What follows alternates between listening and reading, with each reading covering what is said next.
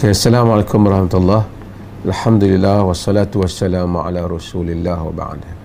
Terima kasih kepada pihak Institut Kemahiran Belia Negara Kuala Perlis dan juga kepada sidang penonton sekalian.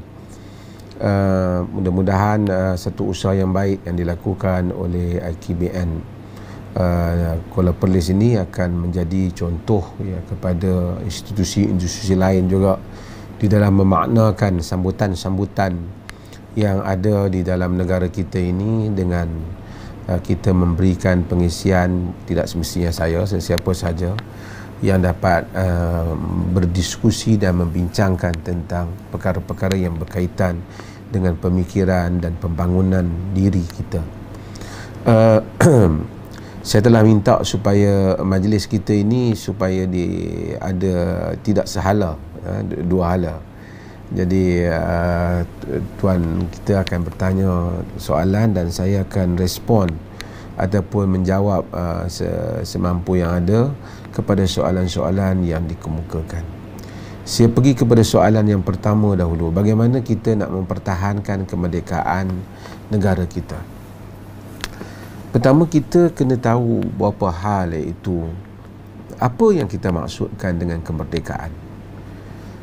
Sebahagian ahli-ahli akademik dalam negara ni kata kita ni tidak pernah dijajah melainkan beberapa wilayah sahaja, kerana tidak penjajahan bermakna dia membuang kuasa-kuasa ataupun pemerintahan yang ada. Pemerintahan dalam negara ini kekal. Sultan-sultan yang berkuasa itu kekal di wilayah-wilayah mereka, dan Inggeris hanya menguasai beberapa tempat, iaitu yang sepenuhnya seperti Melaka, Pulau Pinang dan Singapura. Selain daripada itu, di kawasan-kawasan yang lain walaupun ada persaingan dan pengaruh Inggeris, tetapi kuasa asal masih kekal. Tapi tak apa saja pentarifan yang diberikan, kemerdekaan bermaksud kita dapat menghalau kuasa lain daripada menguasai kita. Di dalam konteks negara, sebuah negara yang merdeka daripada kuasa penjajahan, kita tahu bahawasanya saya nak pergi kepada lanskap pemikiran kuasa lain menguasai suatu tempat, kerana di dalam sejarah manusia ini, kuasa yang lebih kuat biasanya akan menguasai wilayah yang lemah. Dan ini bukan sesuatu yang pelik, ia bukan hal yang baru berlaku, tapi ia telah berlaku sejak zaman dahulu. Empire besar sama ada Rom, Parsi ataupun empire yang dikuasai oleh maharaja-maharaja di China dan juga di India, kesemuanya mereka menzahirkan kekuatan mereka dengan menguasai wilayah orang lain.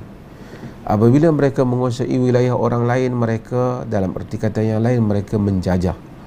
Mereka menjajah dan mengambil hasil bumi dan menjadikan penduduk di tempat itu sebagai orang suruhan mereka. Dan ini adalah perkara yang kita lihat berlaku dalam sepanjang sejarah. Kemudian kita mungkin akan bertanya, tidakkah apabila Islam juga bila Islam kuat, Islam juga memasuki wilayah-wilayah orang lain? Pasukan-pasukan dan tentera Islam memasuki wilayah-wilayah lain.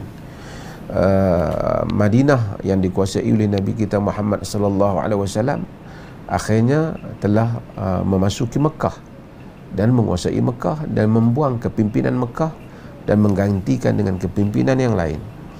Dan wilayah-wilayah lain di bumi Arab juga akhirnya dikuasai oleh orang Islam, dan Islam telah menjadi empire yang besar sehingga jatuhnya Rom dan Parsi. Dan kemudian Islam telah sampai sehingga ke Eropah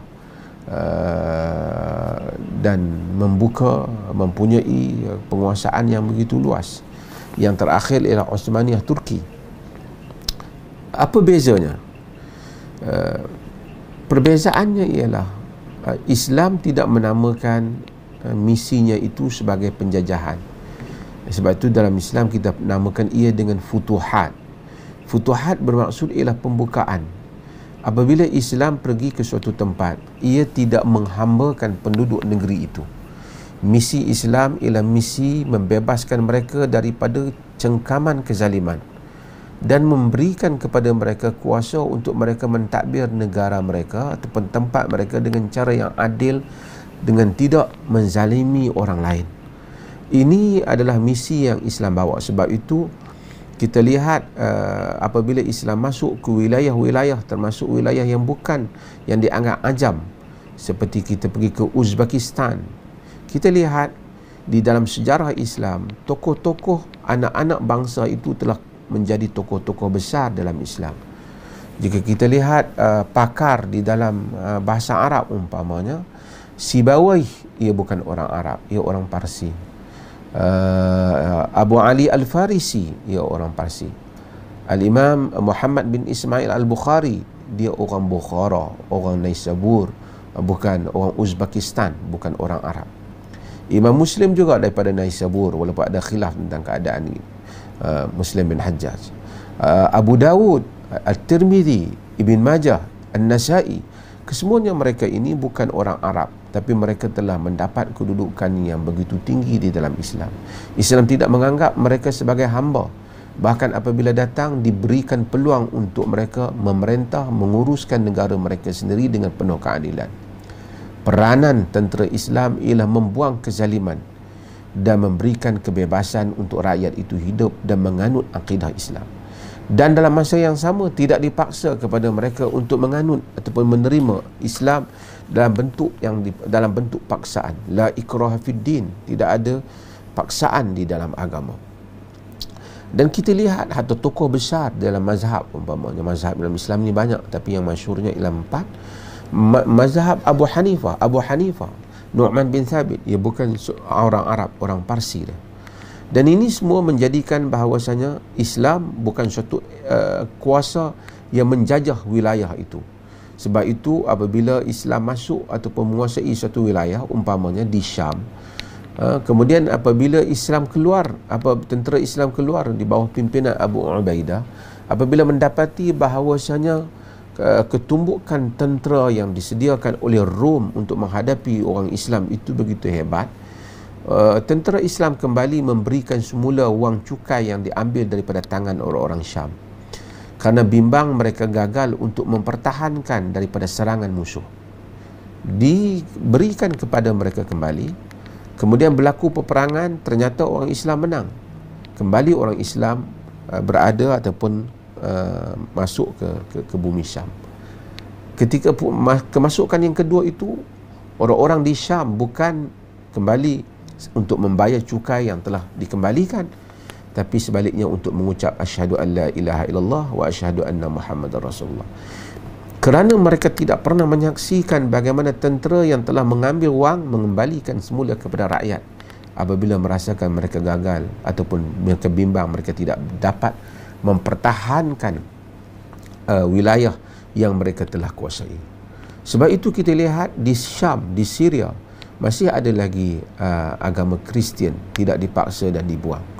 Kita lihat di Mesir, Koptik, Qibti, Kristian Qibti yang begitu lama masih ada. Dan apabila Nabi SAW, apabila Umar bin Khattab masuk ke tenteranya Amr bin As menguasai Mesir, telah dipesan supaya berbuat baik kepada Koptik, berbuat baik kepada bangsa Qibti walaupun mereka adalah Kristian. Kesemuanya ini menunjukkan bagaimana sikap Islam yang adil terhadap wilayah-wilayah yang mereka berada dalamnya. Saya nak sebut hal ini sebelum saya nak pergi pada makna kemerdekaan. Kita lihat negara-negara orang Islam, walaupun tidak ada, kita tengok di negara kita umpamanya, walaupun bukan dalam bentuk penjajahan, tetapi orang bukan Islam dapat hidup dalam keadaan yang aman di dalam negara ini. Minoriti non-Muslim di negara-negara majoriti Muslim dalam banyak keadaan, walaupun sebahagian negara majoriti Muslim itu tidaklah begitu mengamalkan Islam, tetapi kesan ajaran Islam sikit sebanyak telah menjadikan mereka tidak menzalimi kaum minoriti. Dan kita mendapati hal yang sebaliknya itu kadang-kadang sukar berlaku. Minoriti Muslim di beberapa negara bukan Muslim sangat sukar untuk mereka hidup dengan aman di dalam negara-negara tersebut. Apabila kita tahu ini, kita tahu bahawasanya yang dilakukan oleh penjajah apabila masuk ke dalam sebuah negara ialah dengan penjajah itu telah merampas hasil mahsulnya, menekan penduduknya, mengenakan kepada mereka satu sistem yang kejam yang telah membezakan antara ketuanan penjajah dan rakyat yang ada di dalam negara mereka. Itulah yang kita telah lalui di dalam negara kita juga. Apabila seketika kuasa-kuasa besar merebut wilayah-wilayah. Kita lihat dunia Islam yang begitu luas dahulunya. Saya selalu buat contoh untuk difahami yang terdekat dengan kita. Indonesia yang begitu luas. Kita tahu Indonesia satu negara yang sangat luas. Kata kita lihat yang menawan Indonesia ialah Belanda, Netherlands, kita pergi tengok, ataupun Holland. Kalau kita lihat negara Belanda ialah sebuah negara yang kecil, beribu batu jauhnya mereka bermusafir, mereka dapat menawan Indonesia yang besar dan menjadikan rakyat Indonesia sebagai budak, sebagai hamba suruhan mereka. Beratus-ratus tahun mereka menguasai Indonesia. Apabila suatu bangsa itu dia kuat, tapi dia tak tahu kata dia kuat, dia menjadi tunduk. Kerana kekalahan yang pertama manusia ialah kekalahan pada jiwa mereka. Alfonso de Albuquerque datang daripada Portugal, menguasai Empire Melaka. Kita bayangkan dia datang dengan kapal, begitu jauh dia datang, meredah samudera dengan kapal pada zaman dahulu. Bagaimana dia boleh dapat menawan negara wilayah Melaka yang besar, yang merupakan satu empire pada ketika dahulu? Kekalahan utama ialah sesuatu bangsa ialah bukan kekalahan senjata. Kekalahan utama ialah kekalahan jiwa. Sebab itu apabila Islam datang, dia tidak membunuh jiwa manusia, dia mengangkat jiwa manusia. Sebab di dalam kisah di antara Amr bin As dengan Umar bin Khattab radhiyallahu an, walaupun ada sebahagian ahli riwayah ada membincangkan tentang kedudukan riwayat ini, tetapi kisah ini disebut dalam ahli-ahli sejarah dan ia bukan riwayat hadis dan dijadikan iktibar. Apabila anak Amr bin As berlumba kuda dengan anak Qibti di Mesir, Amr bin As adalah gubernur yang membuka kota Mesir, yang membuka Mesir. Dalam bahasa sangkaan orang macam Mesir ditawan oleh orang Islam. Tapi lihat, Amr bin As apabila anak dia berlumba dengan anak Qibti, anak Amr bin As telah memukul anak orang Qibti ni dalam perlumbaan itu. Dia kata, ana ibnul akramin, aku anak orang yang mulia-mulia. Bapaknya gubernur, penguasa. Bapaknya telah pergi mengadu daripada Mesir, pergi berjumpa dengan Umar bin Khattab di Madinah. Bayangkan ribuan batu jauhnya, untuk mungkin 1000 batu lebih jauhnya, untuk mengadu tentang zaman dahulu. Perjalanan berapa lama mengambil untuk mengadu tentang anak dia yang dipukul oleh anak gubernur kepada khalifah. Padahal Qibti berada di bawah, semasa berada di bawah pemerintahan Rom, mereka berbeza mazhab, mereka ditindas. Apa-apa yang dilakukan oleh Rom mereka tak boleh petikaikan. Tapi apabila Islam menguasai mereka, lihat, bukan saja mereka maknawiyah mereka, dari segi diri, makna diri mereka diangkat. Dia anak gubernur ke anak siapa, dia pergi ke khalifah kerana dia tahu keadilan ada di dalam Islam. Dan dia pergi kepada Umar bin Khattab, dan Umar bin Khattab dia memberitahu bahawasanya anaknya telah dipukul oleh anak Umar bin Khattab. Dia kata, ana ibnul akramin, aku anak orang yang mulia-mulia. Umar bin Khattab Umar bin Khattab panggil Amr bin As untuk datang menghadap dia di Madinah, dengan membawa anak dia. Dan dia datang, Amr bin As dah agak, mesti ada kes. Kenapa khalifah panggil? Panggil pergi ke sana, ada Qibti yang datang daripada Mesir, negeri yang dia kuasai, begitu jauh dibandingkan Mesir dengan Madinah. Mengadu kes ini kepada khalifah, dan khalifah telah bertanya, dan kemudian khalifah telah menyuruh untuk dipukul balik semula anak khalifah, anak Gubernur Amr bin As yang telah memukul anak orang biasa Qibti.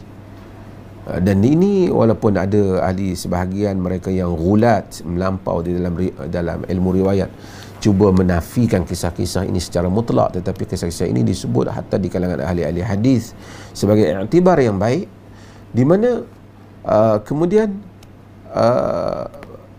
Umar menyebut kata-katanya yang masyhur, matasta'badatta qauman waqad waladatuhum ummahatuhum ahrara. Ya Amr, matasta'badatta qauman qad waladatuhum ummahatuhum ahrara. Wahai Amr, bila engkau cuba jadikan satu kaum itu sebagai hamba, sedangkan ibu mereka telah melahirkan mereka dalam keadaan merdeka.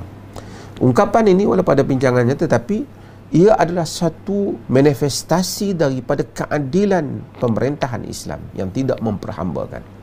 Tapi kita lihat apa yang Jepun lakukan apabila dia menguasai kita, apa yang Inggeris lakukan, dan kita lihat apa yang Belanda lakukan, apa yang penjajah telah lakukan apabila mereka masuk ke dalam bumi orang Islam dan bumi negara-negara orang lain juga. Dan apa yang kita dapati, mengapa penjajah dapat mencengkam sesuatu kaum dan bangsa, ialah kerana adanya, dalam bahasa kasar kita, tali barut bahasa terhormat, dalam bahasa kasar dia kata barua-barua penjajah.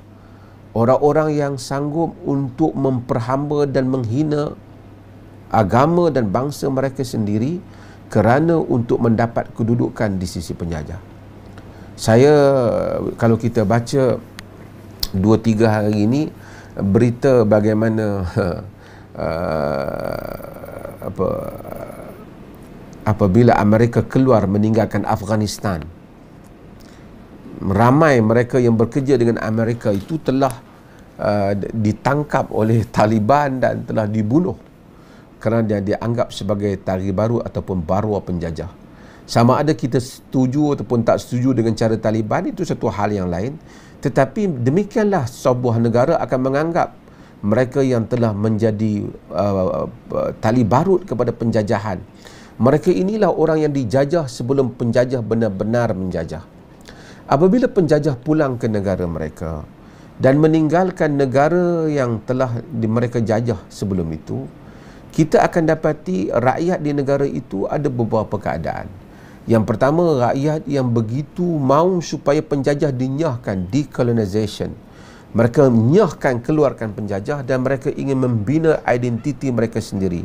Dalam konteks kita orang Islam, membina sebuah negara yang berdaulat, merdeka, yang memegang pegangan prinsip kehidupan dan cara hidup kita sebagai orang Islam, yang mempunyai identiti kita.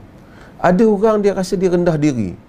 Walaupun penjajah telah pulang, dia rasa dia mesti hidup dengan cara penjajah. Kalau tidak hidup dengan cara penjajah, hina dia. Ini adalah orang yang gagal memerdekakan diri mereka daripada penjajahan. Sebab itu, kadang-kadang penjajah itu dia menjajah diri kita sebelum dia menjajah tanah air kita. Kadang-kadang dia keluar daripada tanah air kita, dia masih menjajah diri kita. Kerana penjajahan dan pengabdian itu bukan saja dengan seorang penjajah itu menguasai tanah air. Ada tempat dalam sejarah penjajah menguasai tanah air tapi gagal menjajah diri dan maruah rakyatnya. Siapa yang melihat perjuangan Omar Mukhtar menentang Itali dulu, orang dulu selalu tengok filem Lion of Desert. Kita akan tengok bagaimana dia menentang, walaupun penjajah dengan segala kekuasaan tenteranya, tapi rakyatnya merdeka. Rakyat merdeka.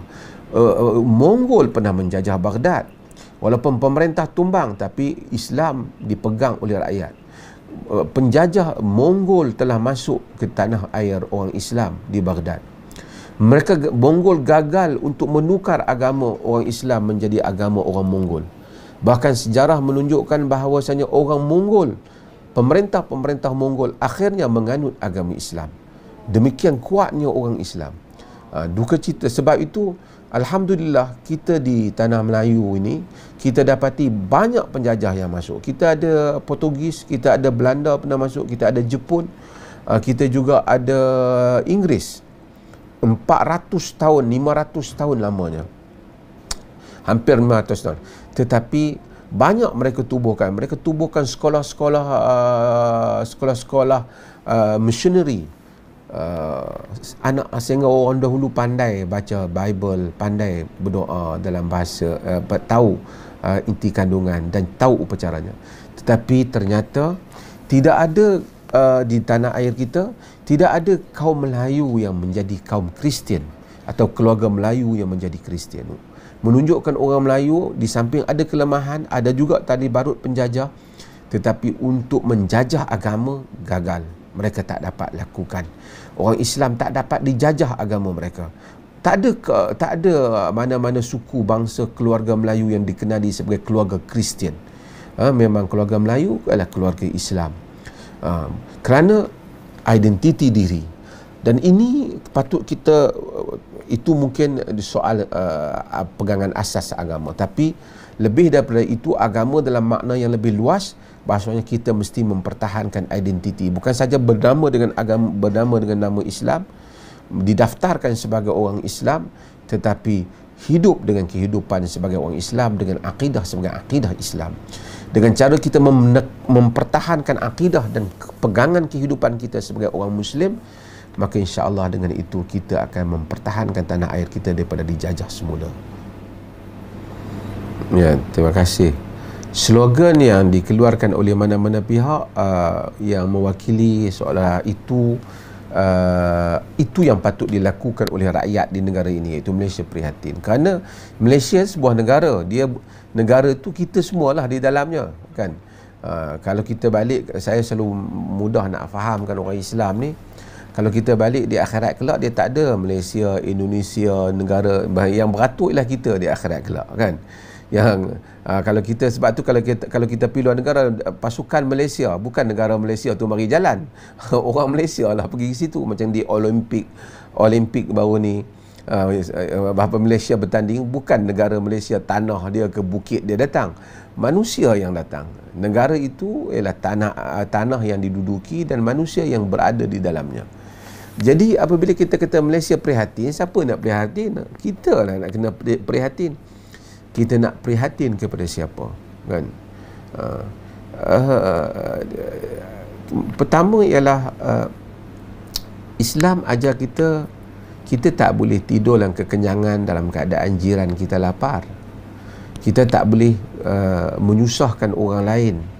Hatta Islam menjadikan bahawasanya imatatul adha anit tariq, buang duri di jalan, minal iman, termasuk daripada iman, termasuk daripada iman.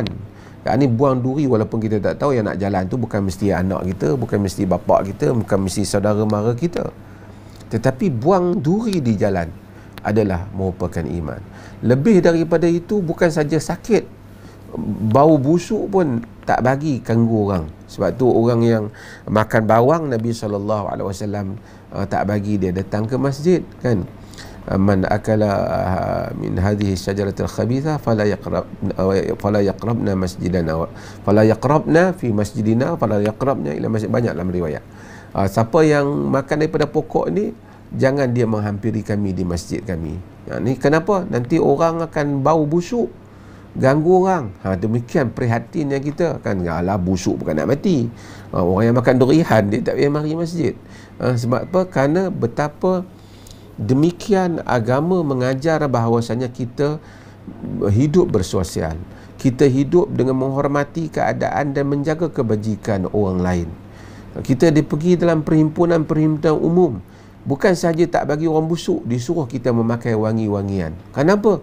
Supaya orang rasa selesa dengan kehadiran kita. Demikian halusnya keprihatinan yang diajar oleh Islam terhadap individu Muslim. Tak semesti ketika dia duduk di Malaysia, di mana saja apabila kita duduk, demikian sikap kita. Kita tak hadiri majlis. Sebab tu Nabi suruh kita bersugi. Kita nak pergi solat, kita bersugi, tak suruh kita busuk mulut kita.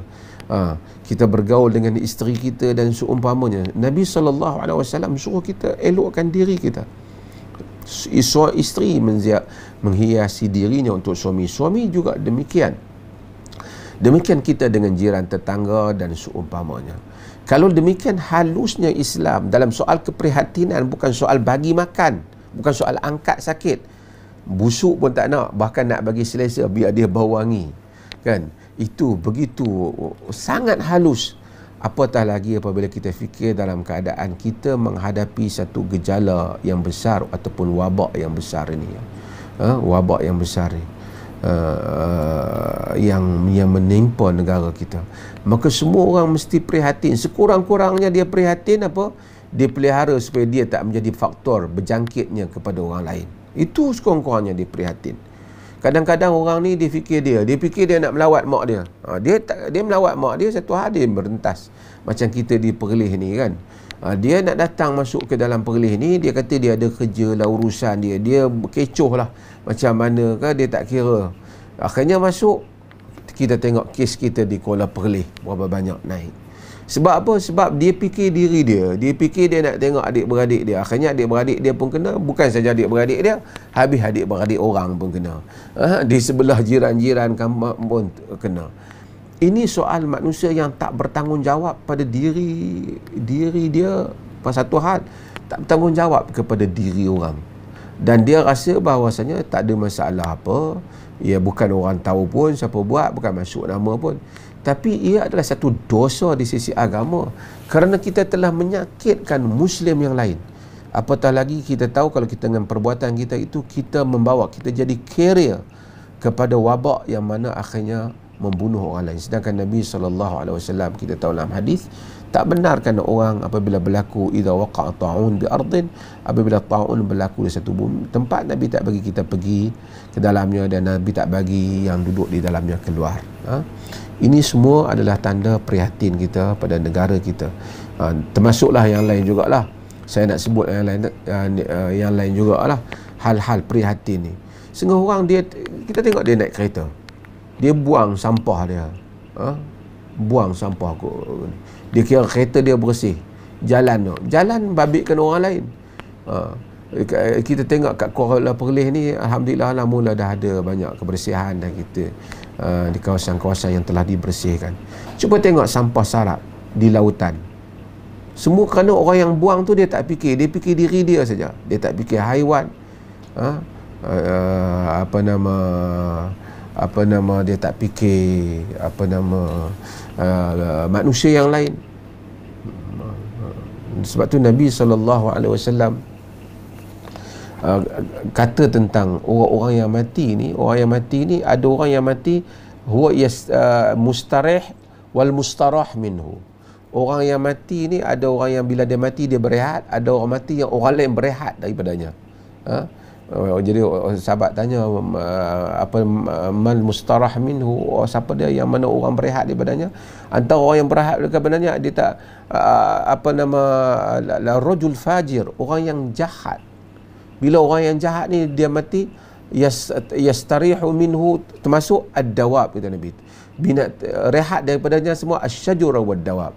Pokok pun rehat, binatang pun rehat daripada dia.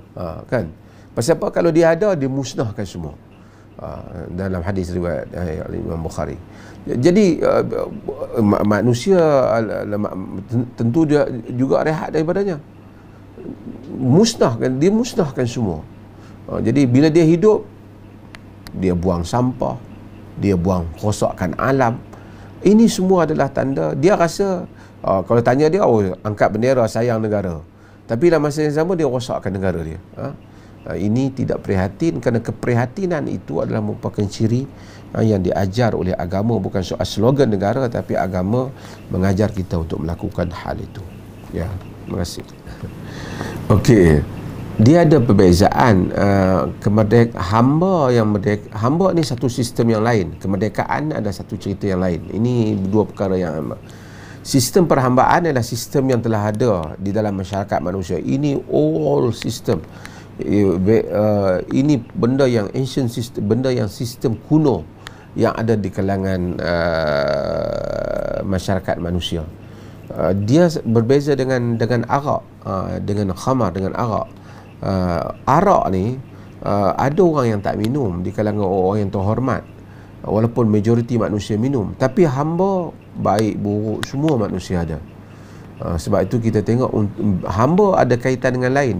Saya tak tahu apa maksud soalan, tapi saya nak sebut hamba dia ada sistem kaitan dengan lain. Hamba ada kaitan dengan ekonomi. Dahulu sebab tu semua orang Arab, bukan orang Arab, orang Parsi, orang Rom, mereka hidup dengan ada sistem hamba. Hamba lah yang bekerja di ladang-ladang mereka. Sebab itu apabila Abraham Lincoln cuba menghapuskan hamba, dia menghadapi tentangan yang besar, bahkan dia terkorban lah itu. William Wilberforce di UK, di England, berapa kali cuba di Parliament England, di House of Lords, untuk buang sistem slavery di UK, sehingga akhir hayatnya baru dia berjaya, kerana orang menganggap dia khianat kepada kerajaan. Dia kenapa? Hamba bekerja di ladang, membangunkan ekonomi dan seumpamanya. Hamba ni sedih kerana dia datang, dia dijadikan hamba, dan dia tak ada gaji, dia hanya dapat makan begitu ya, untuk membolehkan dia kerja pula. Tapi apabila Islam datang, Islam menghapuskan hamba itu dengan cara berperingkat. Kerana kalau dihapuskan sekaligus, dia akan collapse semua sistem. Sebab tu dia jadikan kalau orang tu buat kesalahan persetubuhan pada bulan Ramadan, maka dibebaskan hamba, dapat pahala bebaskan hamba, tentang berbagai-bagai hal yang dijadikan untuk membebaskan hamba dalam agama. Dan walaupun begitu, Islam juga tetap mengekalkan satu pintu kemasukan hamba, iaitu pintu peperangan. Kerana orang Islam yang berperang akan dijadikan hamba, dan tawanan bukan Islam kalau tak dijadikan hamba, zaman dulu bukan ada penjara, bukan ada sistem macam sekarang, maka kekal melalui peperangan mereka menjadi hamba. Ini cerita lain. Tapi dalam masa yang sama, Islam kalau dalam pembebasan hamba banyaklah. Abu Bakar membebaskan Bilal dan seumpamanya, itu di Mekah. Tapi saya nak ceritanya, orang seperti Bilal, dia adalah hamba kepada Umayyah. Hamba yang mana diseksa, dipukul.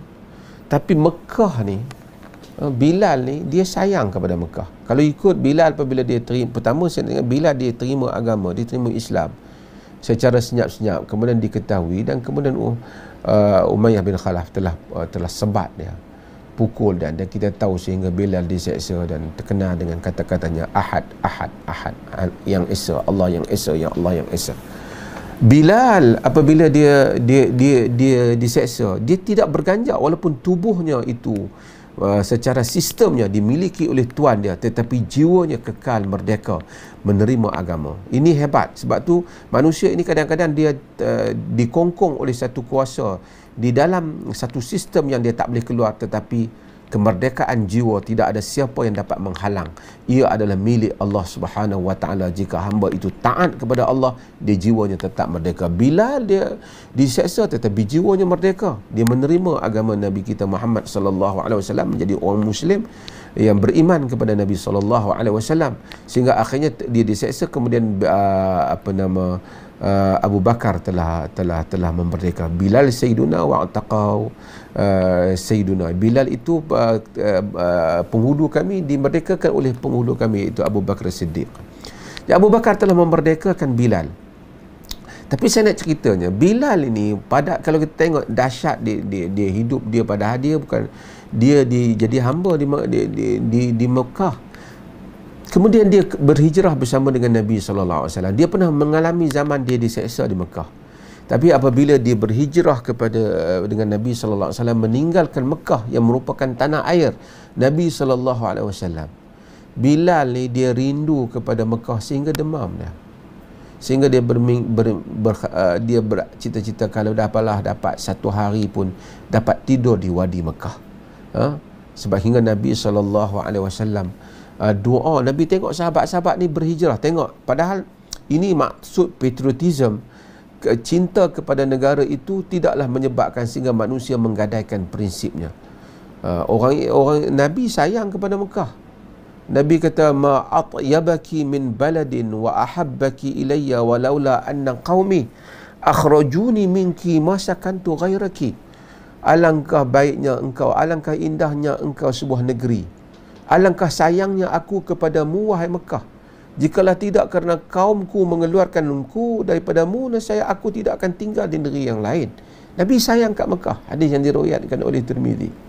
Sahabat-sahabat orang Mekah, orang Arab ni kuat semangat mereka, asabiyah mereka. Bila pergi ke Madinah, mereka sayang ke Mekah, ingatan mereka. Madinah pula kawasan wabak. Banyak wabak di Madinah ni. Bila sampai masa Nabi datang tu, banyak wabak. Sahabat-sahabat Allah sampai demam teringatkan Mekah. Nabi SAW doa, Allahumma habib ilayna al-madinata kama ahbabta kama habbabta ilayna Makkah atau asyad. Ya Allah, jadikan kami ini sayang kepada Madinah seperti mana seperti mana engkau jadikan kami ini sayangkan Mekah, ataupun lebih daripada itu. Jadi Nabi doa, dan Nabi minta supaya wanqul humaha ilal juhfah, supaya penyakit dia dipindah ke Juhfah. Allahumma barik lana fi muddina wa fi sa'ina. Ya Allah, berkati kami pada cupak kami, pada gantang kami, sehingga akhirnya sahabat semua sayang kepada Madinah. Sebab itu satu hal juga, orang ni kalau pun dia mungkin bukan berasal daripada sebuah tanah air itu, tapi kalau dia duduk di situ, maka dia sayangilah tanah air yang tempat yang dia tinggal di dalamnya. Nabi bukan orang Madinah asal, Nabi orang Mekah, tapi Nabi akhirnya sayang kepada Madinah. Sahabat-sahabat orang Muhajirin, orang Mekah, mereka sayang kepada Madinah, sehingga apabila mereka dari perjalanan yang jauh nampak Madinah, segera laju kenderaan mereka kerana nak masuk cepat ke Madinah. Dan Allah telah berkati Madinah dengan kedatangan Nabi. Daripada satu kawasan yang banyak berlaku wabak, akhirnya wabak dah tidak ada di Madinah. Ini adalah keberkatan Nabi SAW. Demikian itu kemerdekaan yang sebenar, di mana manusia apabila dia merdeka jiwanya, dia tahu bagaimana untuk hidup di atas bumi Allah Subhanahu Wa Taala. Terima kasih banyak. Ayat ini adalah satu ingatan kepada kita tentang bagaimana untuk kita menjadikan tempat tinggal kita ataupun negeri kita itu diberkati oleh Allah Subhanahu Wa Taala. Walau anna ahlal qura amanu wattaqau la fatahna alaihim barakatin minas sama'i wal ard. Jika ahli-ahli negeri itu beriman dan bertakwa, nescaya kami akan buka kepada mereka keberkatan daripada langit dan bumi. Di samping manusia ini kena usaha untuk memajukan negeri mereka, tapi ada satu hal lagi yang mereka kena tahu, bahawa keberkatan, kebahagiaan itu datang daripada Allah Subhanahu Wa Taala. Manusia disuruh berusaha, bukan saja tunggu angkat tangan berdoa tunggu kemajuan negeri. Disuruh kita berusaha, kerana Nabi SAW pun mempertahankan negerinya bukan dengan doa, bahkan terpaksa terlibat dengan peperangan, kematian, pengorbanan dan seumpamanya. Tetapi keimanan adalah perkara penting untuk menjadikan sebuah negeri itu diberkati. Berkat adalah satu istilah yang mungkin kita tak akan jumpa di dalam hitungan matematik kita. Kerana dalam hitungan matematik kita 3+3 6, 4+4 8. Tetapi dalam keberkatan 3+3 6 plus berkat menjadikan 6 yang diberkati berbeza dengan 6 yang tidak diberkati. Negeri yang mungkin dengan pendapatan hasilnya yang mungkin sama dengan negeri lain, jika diberkati, tanahnya menjadi subur, kehidupan orangnya bahagia, dan kebaikan-kebaikan yang datang yang hanya dirasai, diketahui oleh orang yang berada di dalamnya. Allah Subhanahu Wa Taala boleh menjadikan banyak hal dengan kita tahu kuasanya mengatasi kuasa segala pihak. Kita di negeri Perlis ini, kita bersyukur Allah uji kita, nak tunjuk pada kita kekuasaannya. Walaupun negeri sebelah kita ni tinggi COVID-nya, tapi kita tak. Pada masa orang lain kemuncak, kita kosong. Kan, kalau ditanya orang apa petua dia, susah juga orang nak bagi petua. Kita tengok orang Perlis lebih kurang juga lah pergi kan, ada peluang makan lah juga kita kan, pergi juga, ada juga yang tak patuh dan seumpamanya. Tapi kehendak Allah Azza wa Jalla, Apabila dia melindungi, dia melindungi. Kita tak claim apa-apa dalam hal itu, tapi kita kata itu kekuasaan Allah yang ditunjukkan bahawasanya dia boleh memberikan kepada sesiapa saja yang dia kendaki. Dan dia menguji kita dengan berbagai-bagai cara. Sebab itu kita percaya bahawasanya di samping segala usaha yang kita lakukan, Allah kata, "Lau anna ahlul qura amanu wattaqau lafatahna alaihim barakatim minas samai wal ard." Jika ahli negeri itu beriman dan bertakwa, negara itu beriman dan bertakwa, kami buka keberkatan. Keberkatan apabila ia datang, dia menjelmakan satu nilai kehidupan yang luar biasa. Bila ia tidak berkat, walaupun kaya, hebat, nampak keretanya hebat, rumahnya hebat, hidupnya resah, gelisah dalam keadaan yang kelam kabut. Kelam kabut hidup ni bukan kerana kaya. Ramai orang kaya kelam kabut hidup dia. Ramai orang yang kereta mewah tak bahagia dia ketika mandu. Ramai orang yang rumah besar tidak lena dia dalam tidur dan tak bahagia. Ramai orang yang sederhana hidupnya tetapi ia bahagia dia. Sebab itu kebahagiaan itu hendaklah kita cari dengan keberkatan daripada Allah Subhanahu Wa Taala. Cari kekayaan disuruh oleh agama untuk cari kehidupan. Tapi kita hendaklah tahu bahawasanya harta benda saja tidak menjamin keberkatan, tidak memberi jamin kebahagiaan hidup. Keberkatan menjamin kebahagiaan hidup. Negara kalau kita lihat di Jepun, orang dia sentiasa bekerja. Sehingga kadang-kadang dia terpaksa tidur di stesen dan tempat berbagai-bagai, mengambil rehat, nap sekejap. Kerana apa? Sibuk mereka bekerja. Tapi kadar bunuh diri negara mereka juga tinggi. Mereka juga mengalami kepupusan generasi umpamanya. Kerana generasi mereka dah ramai tak melahirkan anak yang baru. Semuanya itu Allah nak tunjuk kepada kita di samping sistem yang begitu hebat yang mereka hadapi, yang ada, tapi jika hilang keimanan kepada Allah Subhanahu Wa Taala, hilang panduan di dalam kehidupan. Sebab itu saya selalu nak ingat diri saya. Satu orang Muslim bangun pagi dengan lebih awal, berwudu, kemudian bersolat, siapkan diri, kemudian pergi ke masjid, kemudian solat berjamaah di masjid, kemudian solat sunat, solat berjamaah di masjid, kemudian berdoa, memulakan urusan kerja harian, dia akan memperoleh keberkatan dan kebahagiaan di dalam hidup. Walaupun nampak simple, tapi maknanya besar kerana ia memulakan kehidupan dengan keimanan kepada Allah Azza wa Jalla. Sebab itu, maka dengan itu, jadikanlah dalam segala usaha kita hendaklah percaya bahawasanya di samping usaha yang zahir, kita mencari satu sisi lagi, iaitu keberkatan daripada Allah Subhanahu Wa Taala. Ya. Terima kasih banyak. Pertama ialah kita berada pada satu musim yang Allah memberikan peringatan kepada kita yang begitu banyak, iaitu kita menyaksikan kematian. Ada pakcik kita mati, saudara mara kawan baik kita mati-mati, ada muda tua, ada orang yang terkenal, yang tak terkenal, pakat mati belaka. Dan kematian adalah sesuatu yang benar. Kematian adalah sesuatu yang benar. Siapa pun dalam kehidupan ini yang muda tak terus jadi muda, akan berjalan hidupnya dan kemudian akan menjadi tua. Dan kematian pula tak tunggu tua dan muda. Ada muda mati, ada pula tua yang mati. Kadang-kadang kita nak sangka yang hang mati awal lah, hang mati dulu pada aku orang tua. Tiba-tiba yang kata tu mati dulu. Dan banyak berlaku dalam hal yang demikian dalam kehidupan.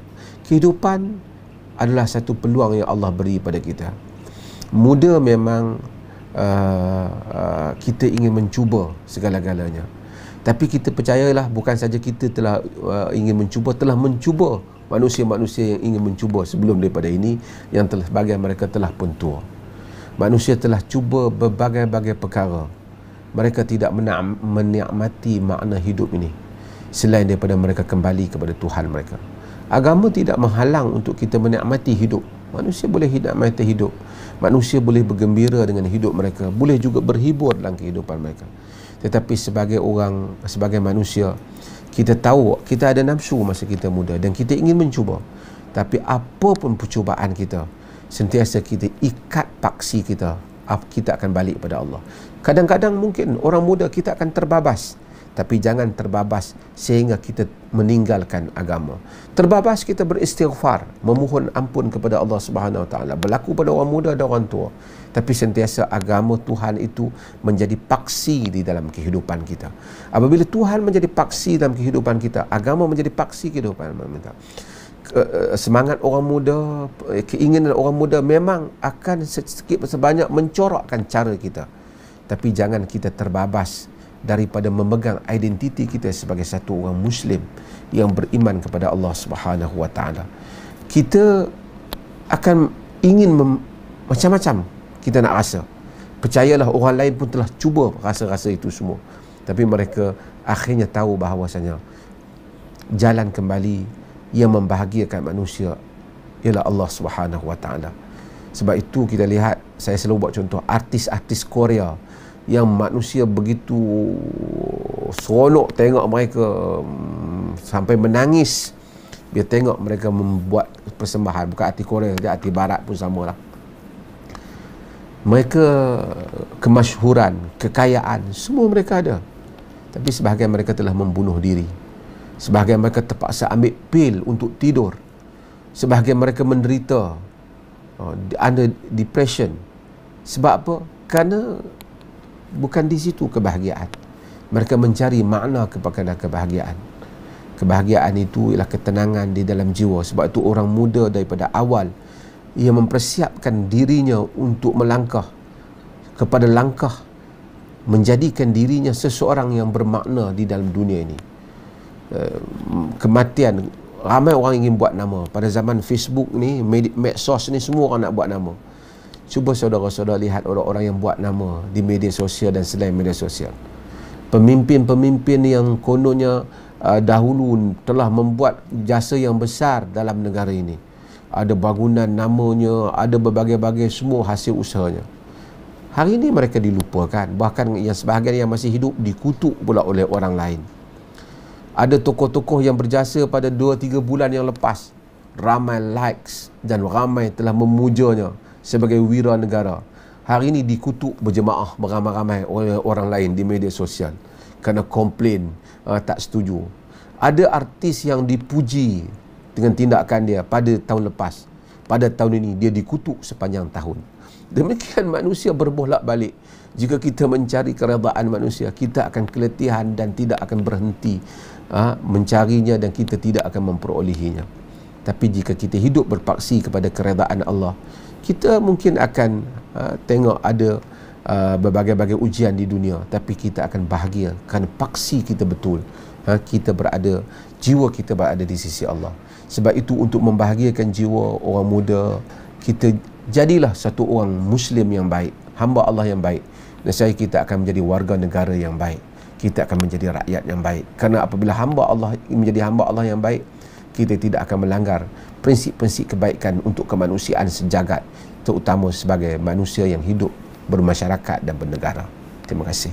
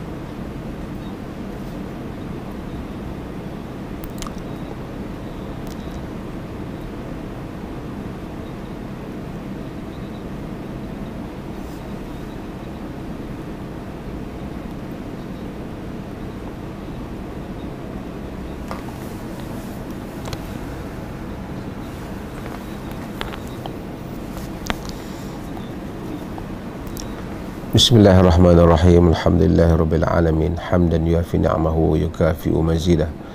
Ya Rabbana lakal hamdu kama yanbaghi li jalali wajhika wa 'azimi sultanik.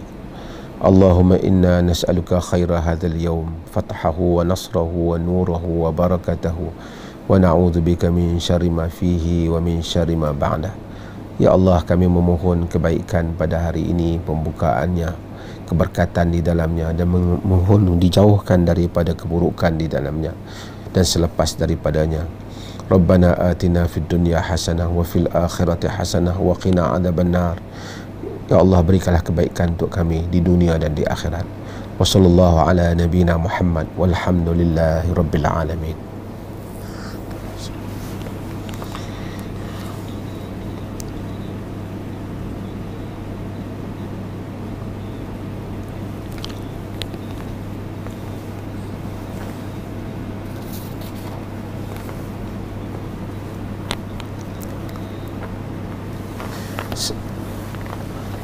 Sama-sama. Terima kasih.